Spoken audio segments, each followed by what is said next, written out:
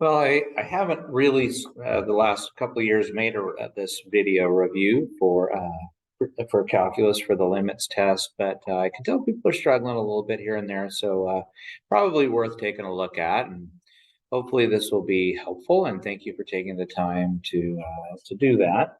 So when we start off with this, that idea of continuity is kind of important right off the bat. If something is continuous, remember we mentioned we have that picture of that road, that the road in is supposed to equal the road out, which is then supposed to be equal to that bridge in the middle.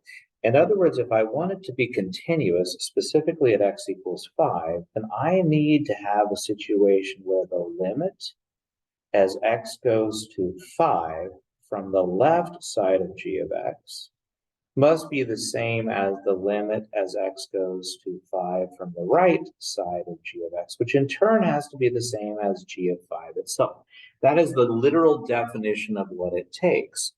So when we actually are looking at that, then as I get close to 5, that's really, I'm only interested in these two pieces of that story.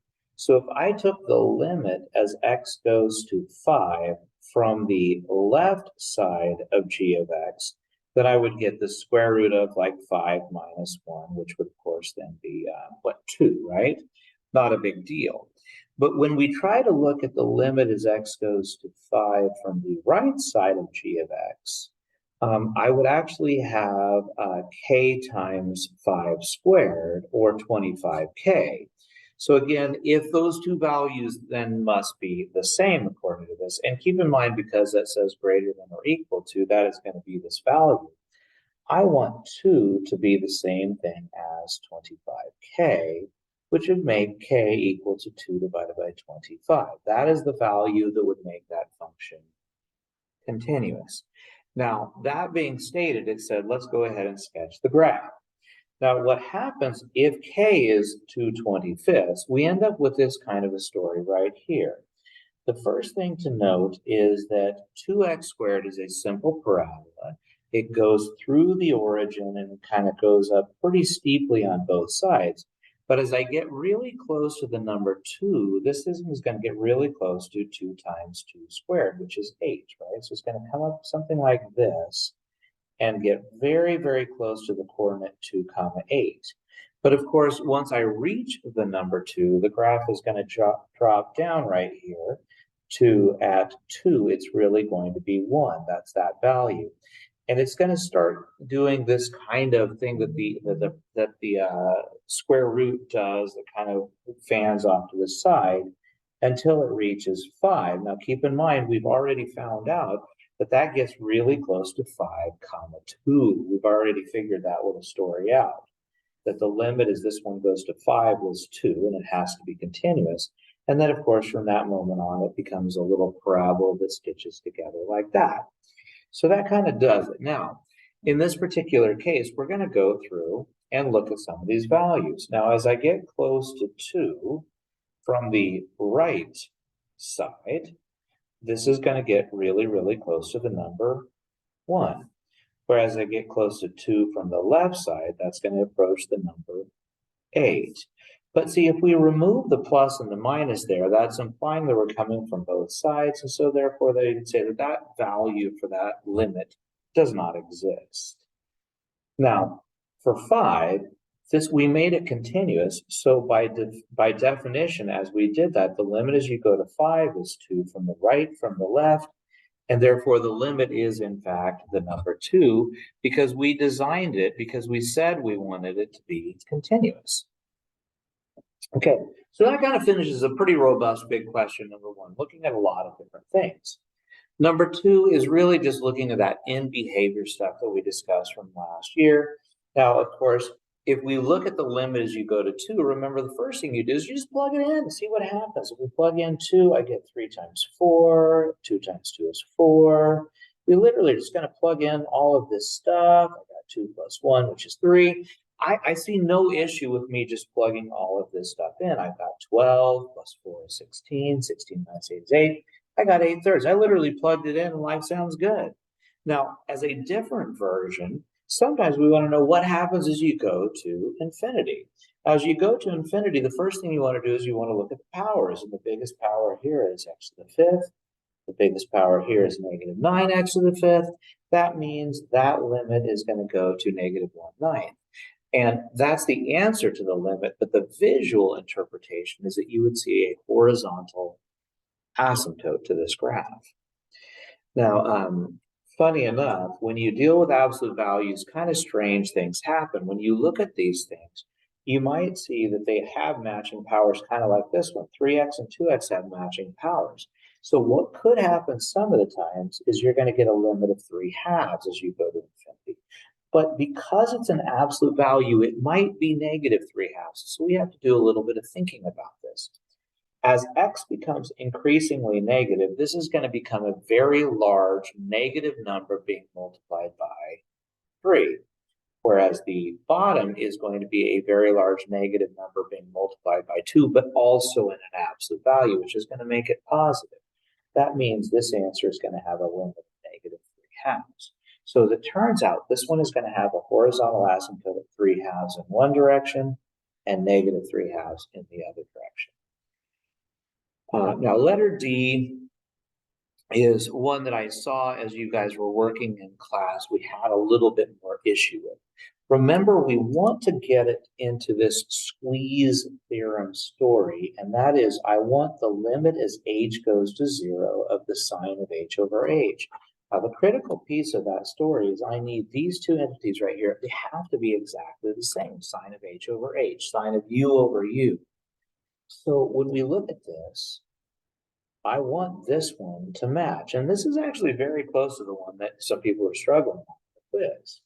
So it doesn't say sine squared, it says sine x. So I'm going to do the sine of 4x. I'm going to do another sine of 4x. Now, when I look at that x squared, what I'm going to do is I'm going to try to make it match. So I'm going to put one of the x's here and one of the x's here. Now, if you look at it, I still have sine squared of 4x and I have 5x squared here. But to make it match the way that I want to, I'm going to go ahead and throw an extra 4 here. That way these match. See? H over h. I'm going to make a 4 right here, h over h. But to balance that, I've added 16 to the denominator. So what I need to do is I need to add a 16 to the numerator. And now what we have is this nice situation where this limit is 1. That limit is also 1. And that makes the limit of this particular story 16/5. It's kind of interesting how you can do that, but it does work out pretty well. Now, the last one on this page, and I think that's where I'll make this video end, is talking about what would it take to make this story completely continuous all the way through. That means I want all of the limits all the way through to work. That means not only do I want the limit as I approach -1 to work, I want the limit as x goes to 3 also work. So let's see. So the limit as x goes to -1 from the left side of h of x. So let's see what happens. As I approach -1, I get really close to a times -1 squared, which of course is a minus 1. But as I approach x from the high side of it, that's going to get really, really close. Let me go ahead and do this, to -b plus 4. Okay, so I've got this little story. So over here, I'm going to make a little running commentary.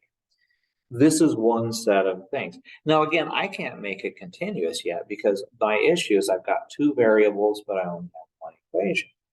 But if I carry on and now consider the limit as x goes to 3 of h of x, from the left side, that would be 3b plus 4. But if you go ahead and consider it, the limit as x goes to 3 from the plus side of h of x, that is going to go to, well, if I plug in 3, I get -6 plus 5, which is -1. Well, that actually is kind of nice. So if those have to match, then I also know that 3b plus 4 has to be -1. Well, this problem actually became quite nice because that means 3b has to be -5 or b is -5 thirds. So I found one of them. So B is -5/3. And that means I could plug that into the other one. And I could say that A minus 1 is equal to +5/3 plus 4. And that's 3/3. If I bring it across, I have 8/3 added to 12/3, and I get A equals 20/3. Now, depending on just kind of how you like to do things, some people really kind of want to just stop there, but I always want to feel like I'm actually doing things right, and I really want to make sure that I haven't misunderstood something. So I'm going to open up Desmos real quick, and let's see what we got. So I have an equation that is y equals ax squared, right, minus 1. And I also then have an equation, let me kill that, but I'm going to replace the letter a, x squared, with 20/3. Okay, 20/3 x squared. But interestingly, I'm going to go ahead and put a restriction on that. I'm going to say x is only true for values below 1.